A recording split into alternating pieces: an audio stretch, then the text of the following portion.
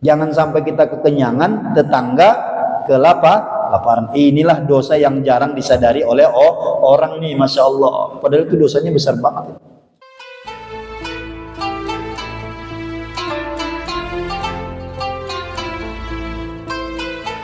Bapak-bapak yang dimuliakan Allah Subhanahu wa taala, ternyata dalam agama kita ini, dalam kita menjalankan agama ini, salah satu faktor utama agar kita senantiasa berada di jalan yang lurus, berada di jalan yang Allah ridhoi, berada di jalan yang Allah tuntun kita ke jalan yang Dia ridhoi, yaitu dengan kita mendapatkan taufiknya Allah Subhanahu wa taala.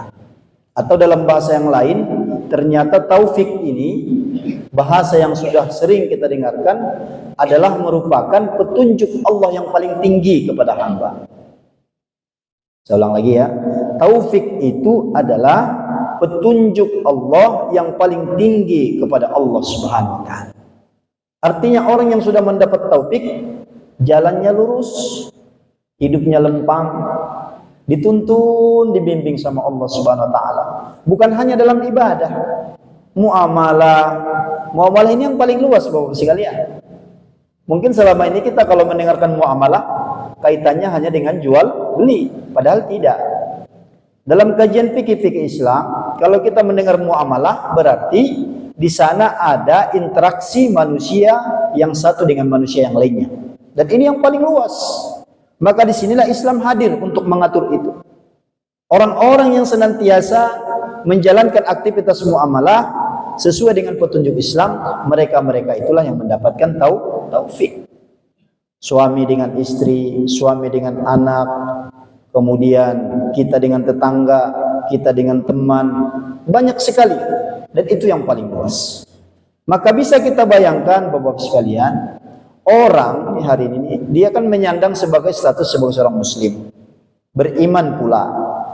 Banyak di antara hamba Allah hari ini seorang muslim beriman, tapi kalau dilihat dari sekian waktu yang dia habiskan, interaksi yang dia lakukan, hanya sekian persen yang betul-betul sesuai dengan keinginan dan perintah Allah. Maka kita pun yang pagi hari ini hadir di sini, duduk di sini, tentu punya keinginan yang sama. Mudah-mudahan kita semua mendapatkan hidayah, taufik dari Allah Subhanahu wa taala. Nah, Ibnu Qayyim Al-Jauz menjelaskan kepada kita bahwa ternyata mendapatkan hidayah taufik itu enggak ujuk-ujuk, enggak langsung begitu aja. Ada sebab musabab, ada sunnatullah. Ternyata ada beberapa penghalang daripada manusia itu sampai kepada titik hidayah taufik. Di antaranya yang sudah kita kaji di Jumat sebelum ini, yang pertama, orang itu terhalang sampai pada hidayah taufiknya Allah. Yang pertama faktornya satu, istighalu bin ni'matillah wa tarkus syukur. Ini yang pertama. Apa ini? Orang sibuk menikmati nikmat Allah tapi lupa bersyukur.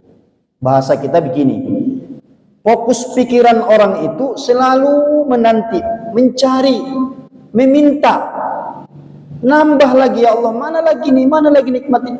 Padahal nikmat yang sudah ada dia belum bersyukur. Itu namanya istighfar.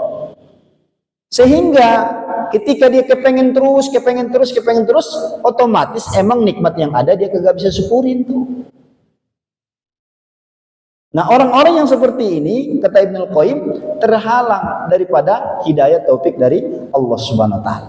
Makanya kan kita dalam Islam, syukur ini kan utama ini, ya, yang paling utama. Makanya Nabi kita ketika beliau idza shalla qama hatta yatafattara rijlahu, ketika beliau salat sampai bengkak-bengkak kakinya, sampai bunda kita Aisyah, ya Rasulullah, kenapa engkau lakukan ini?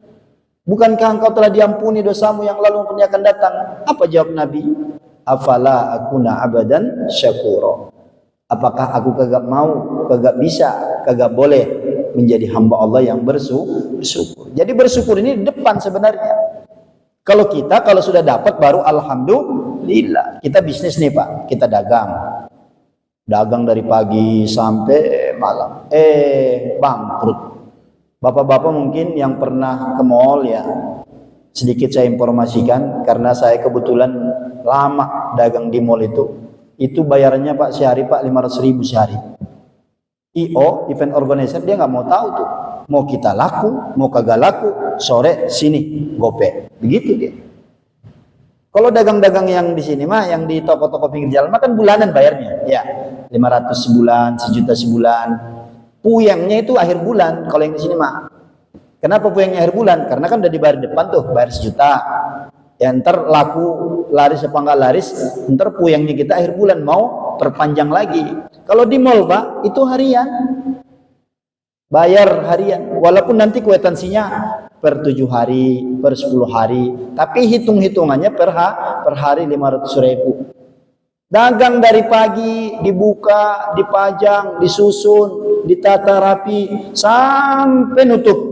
Bayar 500.000 sewa, pengeluaran 200.000, 700.000. Punya hitung, cuma dapat untung 200.000. Gimana ngepuyeng kita? Nombokin 500.000. Mana jauh banget lagi. Kayak saya dulu dari Kebayoran Lama ke Cempaka Putih, kan jauh banget itu. Pernah lagi dari pagi buka, dari pagi banget. Sengaja itu semangat dah tuh, semangat 45 berangkat nih, masya Allah. Dibuka, dipajang, ditata, disusun, sampai malam kagak ada yang beli tuh. Apakah nggak ada yang beli? Kemudian kita boleh dikurangin? Kagak, tetap bayar segitu. Nah, kondisi-kondisi demikian, meskipun nggak ada yang beli, di ujung itu harus terucap Alhamdulillah. Bisa kira-kira begitu kira-kira? Kagak ada laku tuh, kita berucap Alhamdulillah. Yang ada menggerutu, masya Allah. Ya Allah, ini Allah nih ngeliat banget sih sama aku nih, begitu ya. Masya Allah. Jadi syukur itu definisinya adalah senantiasa di depan Pak. Kenapa senantiasa di depan? Karena nikmat yang Allah berikan kepada kita nggak bisa dihitung. Karena nikmat-nikmat yang tadi tuh yang saya sampaikan tadi, itu mah nikmat recehan. Allah berikan kepada kita secara permanen nikmat yang besar apa? Ini tubuh kita. Coba. Kita nikmat bisa melihat aja, coba berapa harganya Pak? Ya Allah. Ada mungkin bapak-bapak di sini yang tahu kalau donor mata berapa harganya? 1 biji mata berapa? Itu pun udah pasti fungsinya nggak sama dengan pemberian Allah. Dipasang lagi nih dengan para ahli seluruh dokter dunia. Mata kita nih diganti dengan mata yang baru, kagak sama Pak. Kagak sama. Jangan lagi diganti. Kita setelah operasi dengan sebelum operasi beda tuh. Nah, ini udah pernah belum kita syukuri? Karena berangkat dari definisi syukur di Jumat sebelumnya kita mendefinisikan pendapat ulama adalah mempergunakan nikmat Allah di jalan yang Allah ridhoi dalam rangka taqarrub ila Allah. Sekarang kita tanya, mata ini sudah kita pergunakan di jalan Allah, Pak? Apakah mata ini sudah sering menangis di tengah malam? Jam 2, jam 3 malam menangisi dosa-dosa kita? Apakah sudah? Apakah mata ini sudah kita pentulkan melihat ayat-ayat suci Allah? Apakah mata ini sudah kita pergunakan untuk melihat ciptaan Allah sehingga lahir kalimat-kalimat subhanaka ma khalaqta hadza batila? Kalau belum, berarti kita untuk nikmat mata ini belum bersyukur. Jangan-jangan kebalikannya. Mata ini selalu kita pergunakan untuk maksiat, naudzubillah. Lah emang sekarang kita karena di hadapan kita hari ini lingkungan kita udah rusak. Kadang Pak Haji Bambang stylenya udah bagus banget tuh kayak gitu. Ntar keluar dari masjid ngeliat si Neng pakai celana pendek, kan bingung Pak Haji. Kalau mau nunduk baik terus begini takut kejungkal. Kalau begini ya kepentok tuh sama si Neng, pahanya mulus banget. Kata Pak Haji, dilihat dosa, nggak dilihat barang bagus katanya. Repot kalau begitu. Nah, oleh karena itu mata ini saja nih Bapak sekalian belum tentu kita bersyukur. Nah, karena definisi bersyukur itu adalah senantiasa mempergunakan nikmat Allah itu di jalan yang Allah ridhoi dalam rangka taqarrub ilallah. Mata, telinga, hidung, tangan, kaki. Nah ini semua harus berakumulasi, harus mampu kita gunakan untuk bersyukur kepada Allah. Kalau itu sudah kita lakukan, siap-siap Anda, kita semua seakan-akan seperti bayi yang dibopong oleh ibunya, dituntun tuh sama Allah SWT. Tadinya mau melenceng gak jadi tuh. Kenapa? Dia bersyukur dituntun sama Allah SWT. Tapi kalau kagak, nah ini yang melenceng. Jadi oleh karena itu salah satu hal yang penting kita pahami dalam kehidupan kita ini adalah bagaimana kita hidup ini harus dengan bersyukur. Alhamdulillah, lisan mengucapkan, hati mengakui, amal perbuatan dibuktikan dengan anggota badan. Kaki, kalau seringnya melangkah ke masjid, seringnya melangkah silaturahim, ya alhamdulillah, insya Allah. Kan ini nanti bersaksi Pak. Apa ayatnya? Al-yawma nakhtimu ala afwahihim. Pada hari nanti mulut mereka dikunci, kata Allah. Kunci nih. Karena kalau ini paling gak jujur nih. Anggota tubuh manusia yang paling tidak jujur adalah lisan. Aslinya dia pengen bela kita sebenarnya. Lisan itu paling setia dengan kita. Kadang ketika kita salah pun, apa dia ucap? Oh enggak, katanya. Dia bela kita di hadapan manusia. Tapi sayangnya lisan ini hanya berfungsi ketika kita di dunia. Entar sampai di hari kiamat.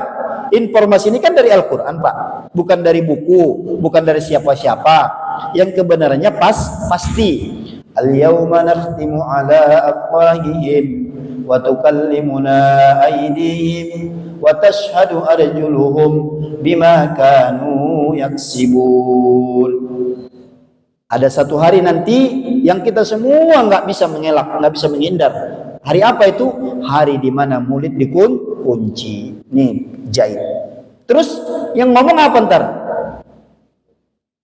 Wa nukallimuhum aydihim, tangan, kaki bicara di hadapan Allah. Untuk itulah kalau hari ini nih di hidup yang singkat ini kita pergunakan kaki tangan kita di jalan Allah dalam rangka taat kepada Allah, dia bela kita nanti Pak.